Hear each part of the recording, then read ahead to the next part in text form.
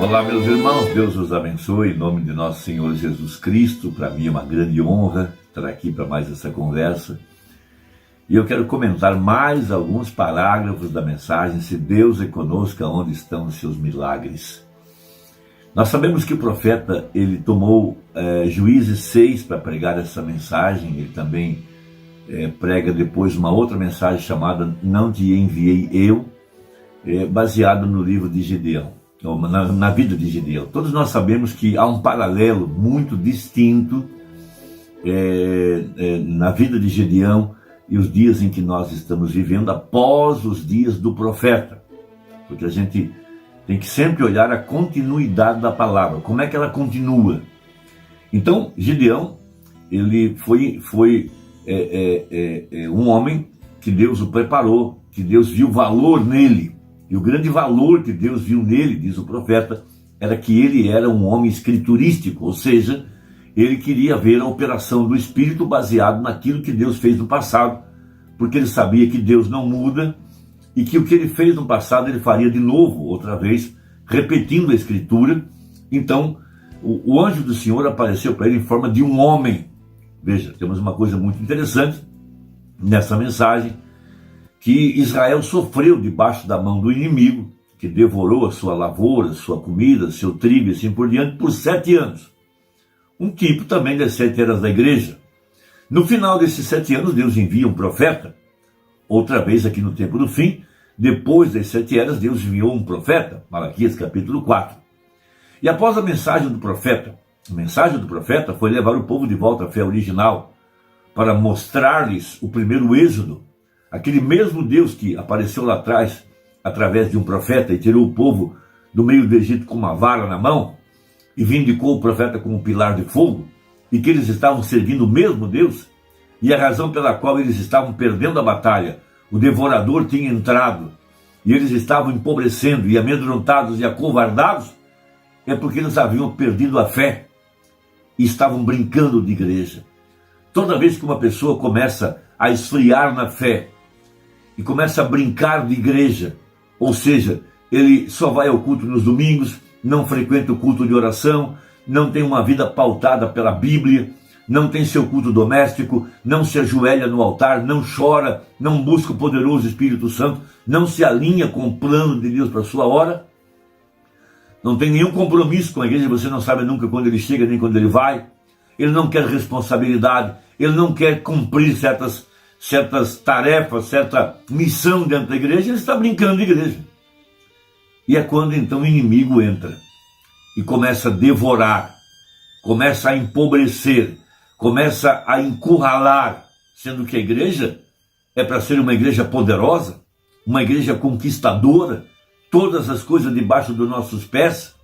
Nós somos o corpo vivo de nosso Senhor Jesus Cristo, liderados pelo Espírito Santo, nesse novo Efésios, entrando na terra da promessa e colocando a planta de nossos pés sobre cada pedaço do terreno e conquistando cada pedaço do terreno.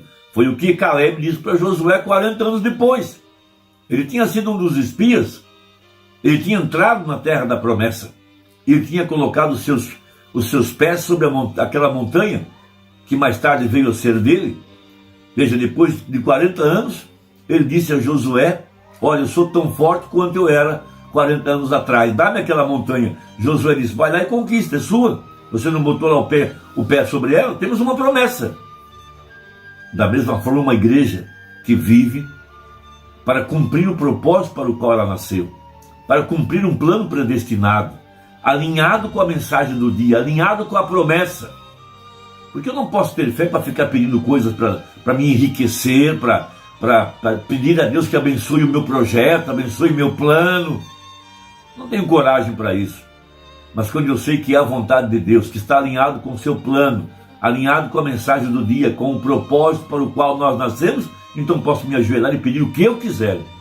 Porque Jesus disse: se vós estiverdes em mim e eu estiver em vós, pedireis tudo o que quiserdes e vos será feito. Por quê? Porque o nosso coração estará alinhado com a vontade perfeita. Deus revelará o propósito para o qual nós viemos a esse mundo, de acordo com Efésios 1, do 5 ao 9, onde diz: descobrindo-nos o mistério da sua vontade. Então Deus vem a esse homem Gideão. Veja, um homem comum, um homem simples, mas Deus tinha um plano com esse homem. Deus disse: o Senhor é contigo, varão valoroso. E o profeta então decifra o que significa esse homem valoroso na mensagem Se Deus é conosco, onde estão os seus milagres, parágrafo 60. E Gideão fez aquela pergunta: que homem escriturístico era aquele? Aquele é uma espécie de homem para quem Deus vem, alguém a quem conhece. Gideão disse: se Deus é conosco, se você é um mensageiro, então onde estão os milagres sobre os quais nos falaram os profetas? Ele sabia que onde quer que Deus ia, seus milagres o seguiam. Ele havia ouvido a mensagem do profeta, que está em Juízes 6, do 7 ao 10. O profeta havia pregado e levado eles ao êxodo, a fé original, a igreja primitiva, ao Deus que tinha libertado o povo do Egito com um homem com uma vara na mão, que foi Moisés. Deus havia expulsado os inimigos, destruído o Egito, dado a terra para eles. Esse é o Deus que nós estamos seguindo hoje. Veja, então nós estamos aqui nos dias após o profeta, e Deus quer encontrar homens escriturísticos que podem permanecer com a mensagem profética, que podem permanecer com a palavra, e Deus quer mostrar seus milagres, as evidências de que Ele está conosco. Veja, a evidência que temos que Deus está conosco através dessa mensagem, porque essa mensagem trouxe a presença de Deus para o nosso meio. Essa mensagem trouxe a presença de Deus para dentro da nossa vida, para dentro das nossas casas, para dentro das nossas igrejas. Como sabemos? Porque essa mensagem possui os sinais escriturísticos. É um profeta escriturístico.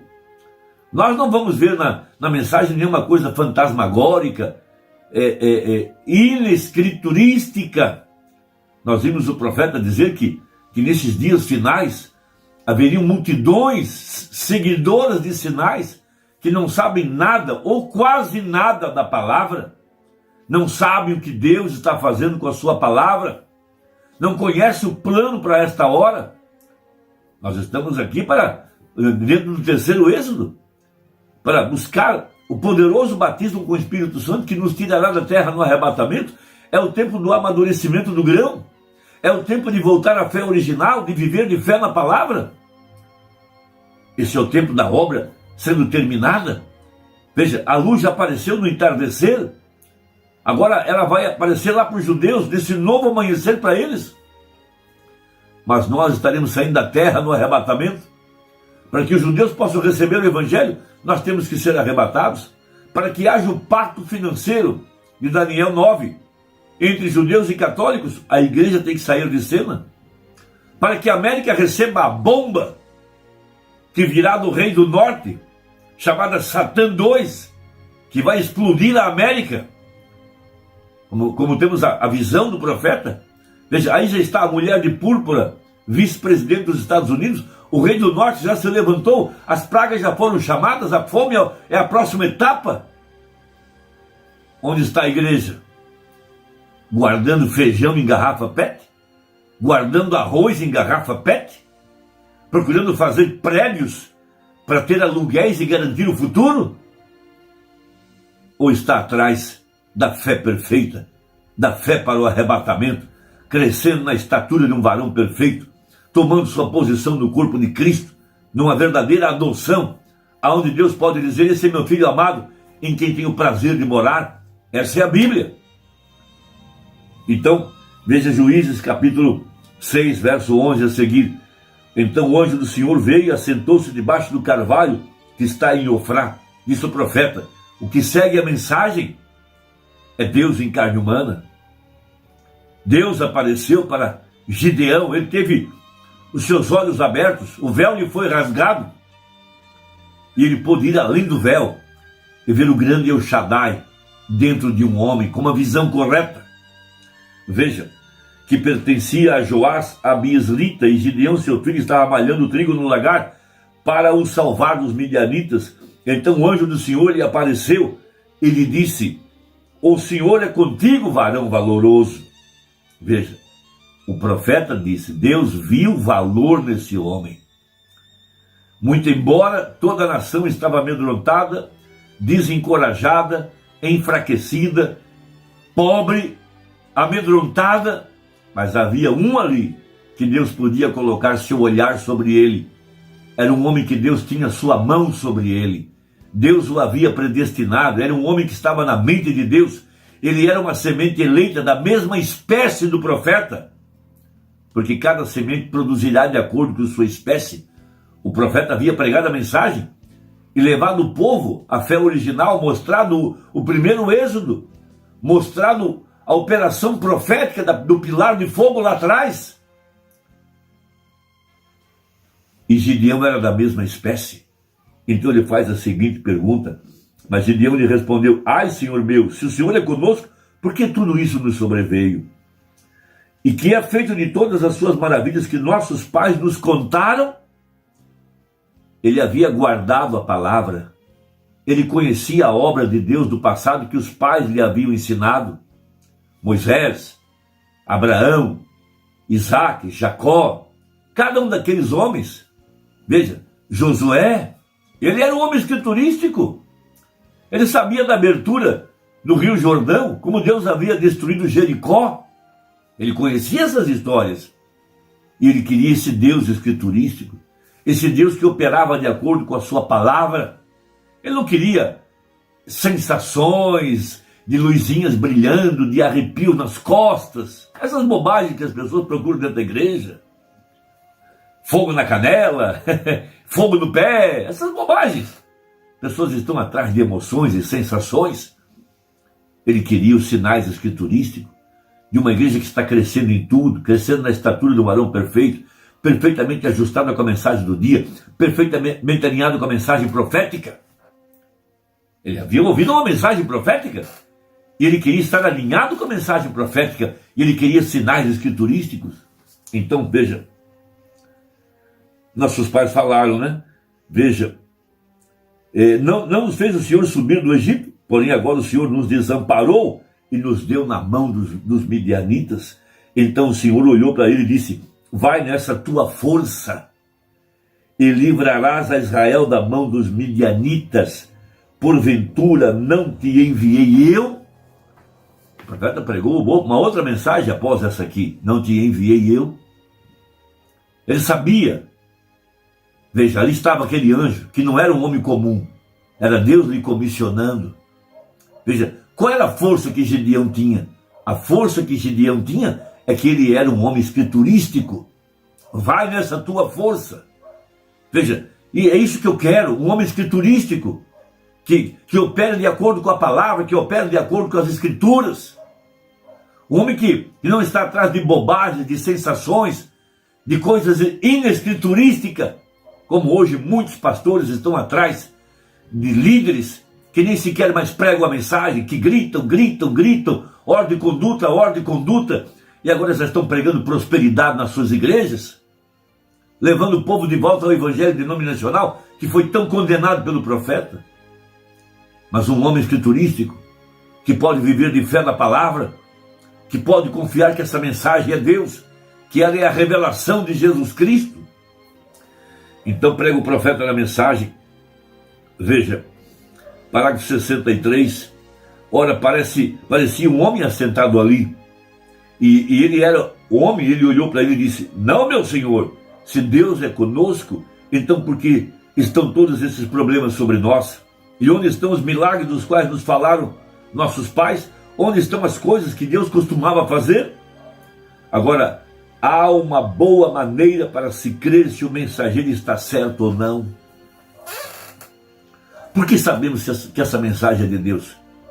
Por que é tão importante somente repetir o que pregou o profeta? Pregar apenas o que ele pregou? Porque nós vemos nessa mensagem os mesmos sinais que Jesus operou no passado. Ela está identificada com o Evangelho de Mateus, Marcos, Lucas, João, os Atos dos Apóstolos. O mesmo Deus que operou no passado é o mesmo Deus que está operando hoje, o mesmo pilar de fogo, a mesma Bíblia. Veja, se ele tem uma forma de religiosidade, ele negará aquele poder de fazer milagres. Se ele é o mensageiro de Deus, ele não somente falará disso, mas ele terá isso, produzirá isso e mostrará que o Deus do qual ele fala está com ele e nele. Essa é a mensagem. É nisso que cremos e é nisso que estamos firmados. Deus te abençoe. Até a próxima, se Deus quiser. Em nome de Jesus. Amém.